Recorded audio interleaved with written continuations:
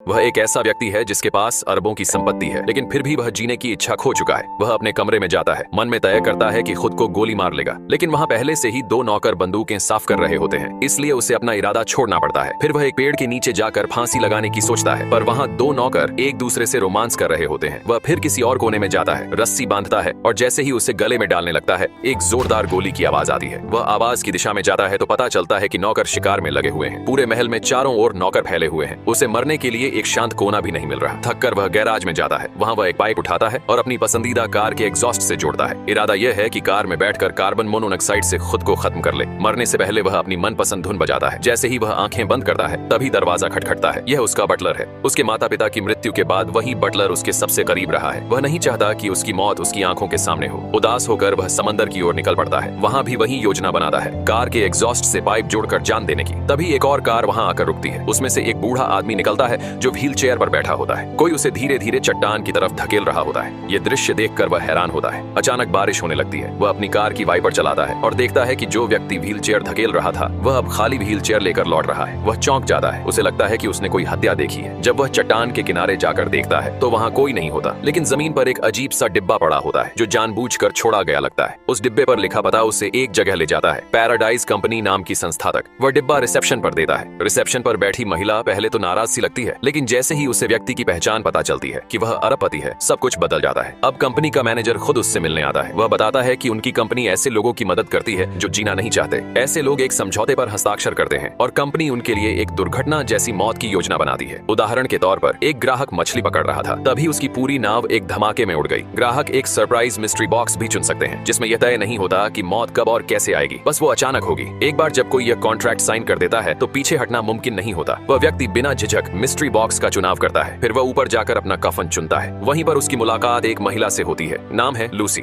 वह भी मरने की इच्छुक होती है। दोनों के बीच बातचीत होती है और रिश्ता बनने लगता है। वह अपने महल लौटता है, सभी नौकरों को हटा देता है, वकील को कहकर अपनी पूरी जायदाद बिकवा देता है और उसका सारा पैसा दान कर देता है। अब वह बस चुपचाप मौत का इंतजार कर रहा होता है। 3 दिन बीत जाते हैं लेकिन कुछ नहीं होता। वह कंपनी को फोन करके शिकायत करता है तो वे कहते हैं कि जैसे सामान्य लोग जीते हैं वैसे ही जिएं, सरप्राइज किसी भी वक्त आ सकता है। उसी दिन टीवी पर उसे खबर मिलती है कि लूसी के घर के पास धमाका हुआ है। वह बेचैन हो जाता है और तुरंत वहां पहुंचता है। अपनी कार की छत पर चढ़कर देखता है कि लूसी सुरक्षित है। उसे राहत मिलती है। बाद में वह लूसी को समंदर किनारे ड्राइव पर ले जाता है। वहाँ माहौल बहुत शांत और रोमांटिक होता है। दोनों डांस करने लगते हैं। जो 2 दिल अंदर से टूटे हुए थे वो धीरे धीरे जुड़ने लगते हैं, लेकिन वह नहीं जानता कि यह सब कुछ पहले से तय किया गया है। यह सारी योजना उसी कंपनी की है और लूसी वही है जिसे उसे मारने का काम सौंपा गया है।